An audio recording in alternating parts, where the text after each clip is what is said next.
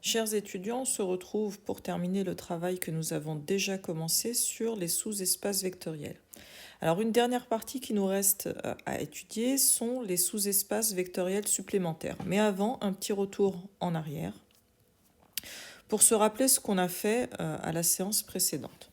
Donc je vous rappelle que je prends deux sous-espaces vectoriels que je vais appeler F et G d'un espace vectoriel E.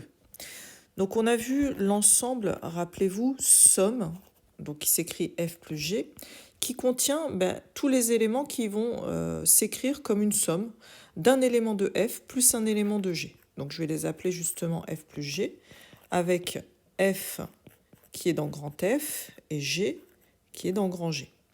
Donc finalement, dire que X appartient à F plus G, c'est dire que je peux trouver un couple FG qui est dans F et G respectivement, donc petit f dans grand F et petit g dans grand G, tel que je vais pouvoir donner une décomposition de X comme une somme de F plus G. On a aussi parlé de la notion de somme directe. Avec la notation, rappelez-vous, F ronde, le plus qu'on va entourer. Donc ça veut dire que F plus G sont en somme directe. L'ensemble est en somme directe. Et donc, qu'est-ce que ça signifie? Ça signifie tout simplement que si je prends un élément de l'ensemble F plus G, alors cette fois-ci, je vais pouvoir lui trouver une décomposition, mais qui sera unique. Donc, vous voyez, la définition est la même que la précédente, à un détail près, l'unicité de la décomposition.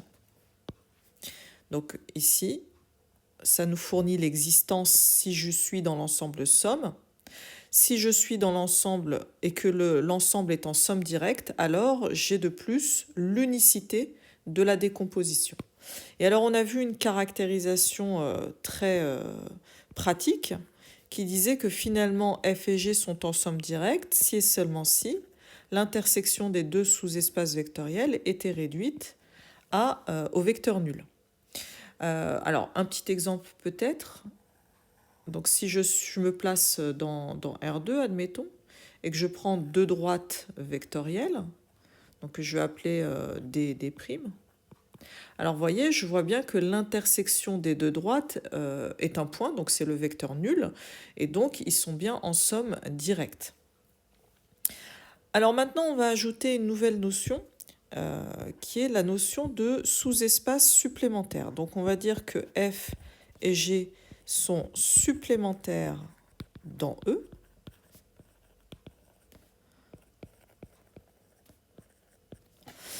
À condition, tout simplement, que F et G non seulement sont en somme directe, mais qu'en plus, ils couvrent l'espace E tout entier. C'est-à-dire que E est égal à F plus G. Alors, si je veux traduire de la manière dont j'ai fait précédemment, ça veut dire que finalement, quel que soit l'élément X que je vais prendre dans E, alors, je vais pouvoir lui trouver une unique décomposition, toujours dans F croix G, telle que X va s'écrire comme la somme d'un élément de F plus un élément de G. Donc, je vous fais remarquer que la définition est la même que précédemment, à la différence près que mon X, cette fois-ci, il n'est plus dans l'ensemble F plus G uniquement, mais il est dans l'espace E tout entier. Donc cette fois-ci, quel que soit le vecteur que je vais prendre dans mon espace vectoriel E tout entier, je vais toujours pouvoir le décomposer de manière unique avec un élément de F plus un élément de G.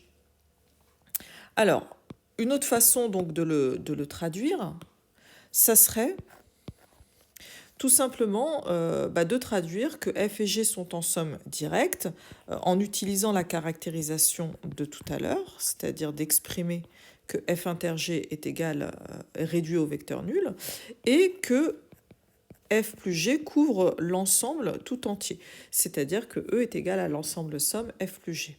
Donc ça, c'est une autre manière de prouver que F et G sont supplémentaires dans E. Alors, un exemple, si je me place dans R3 d'espace supplémentaire, donc je vais considérer le plan vectoriel que voilà, que je vais appeler G par exemple, et la droite vectorielle, que je vais appeler F, admettons. Et donc, vous voyez que là, je vois bien que l'intersection du plan et de la droite est réduite au vecteur nul et que, quel que soit le vecteur que je vais prendre ici dans R3, je vais pouvoir le décomposer de manière unique comme un vecteur du plan plus un vecteur de la droite. Donc j'ai bien l'égalité E qui est égale à F plus G. Hein, de toute manière, en récupérant une base du plan, donc de deux vecteurs, du plan, et une base de F constituée d'un vecteur, donc je vais obtenir une base de R3. Donc ça me garantit que E est égal à F plus G. Alors, pour terminer ce dernier morceau de cours qui nous restait à voir, on va traiter l'exercice numéro 14, où donc on nous propose deux espaces F et G et on nous demande de prouver qu'ils sont supplémentaires dans l'ensemble des polynômes à coefficient dans K. Donc là, je vous propose de passer par la définition de deux sous-espaces supplémentaires. Donc je reviens dessus rapidement pour qu'on se la remette en tête. Vous voyez, il s'agit de prendre un vecteur quelconque de E, donc ici de K de X pour nous, l'ensemble E c'est K de X, et de prouver qu'il existe une unique décomposition dans F croix G en écrivant X comme une somme de ces deux éléments-là. Donc c'est ce qu'on va tenter de faire ici.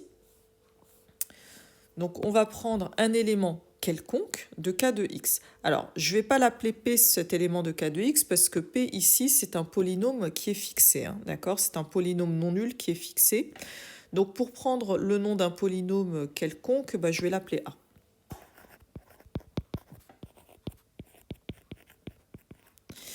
Et pour prouver l'unicité de la décomposition, je vais simplement effectuer la division euclidienne de A par le polynôme qu'on m'a donné ici, P. Donc, on effectue la division euclidienne de A par P.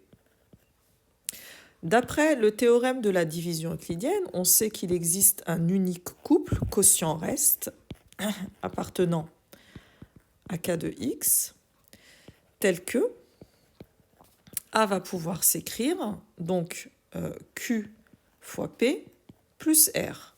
Et je rappelle que le degré de R doit être strictement plus petit que le degré de P, du diviseur. Et donc, le théorème me garantit que j'ai bien l'unicité de cette décomposition. Et maintenant, si je regarde de plus près, je me rends compte que le polynôme R appartient à l'ensemble F, puisque son degré est bien strictement plus petit que le degré de P. Quant au terme QP, on voit bien qu'il est dans l'ensemble G, puisqu'il est factorisable par P, et que G, ce n'est rien d'autre que l'ensemble des polynômes qui sont justement factorisables par P. Donc on vient de mettre en évidence une unique décomposition de A comme somme d'un élément de F et d'un élément de G. Et donc ceci prouve que F et G sont supplémentaires dans K de X.